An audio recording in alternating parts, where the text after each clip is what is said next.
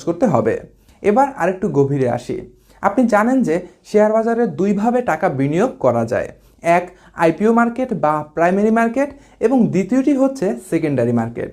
আমাদের দেশে primary market বা আইপিও মার্কেট মোটামুটি রিস্ক ফ্রি হওয়ায় অনেকেই শুধুমাত্র প্রাইমারি মার্কেটে বিনিয়োগ করে এবং ভালো টাকা আয় করে। আইপিওর মাধ্যমে শেয়ারের জন্য আবেদন করতে আপনাকে 5 থেকে 6 হাজার টাকা বিনিয়োগ করতে হতে পারে। এখানে টাকার অঙ্কটা ফিক্সড না, এই কারণে যে অনেক কোম্পানি তাদের শেয়ার ফেস ভ্যালুতে অর্থাৎ 10 টাকা দরে বিক্রি করে, আবার অনেক কোম্পানি প্রিমিয়াম নিয়ে থাকে। একটি পিও অ্যাকাউন্ট দিয়ে আপনি একটি কোম্পানির শেয়ারের জন্য আবেদন করতে পারবেন। এবার আসি সেকেন্ডারি মার্কেটে।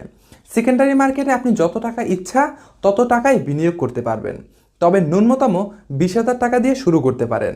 আপনি চাইলে এর থেকে কম টাকা দিয়েও শুরু করতে পারবেন, কিন্তু তাতে আসলে লাভ এবং লসের হিসাবটা ভালো জমবে না। তবে আপনি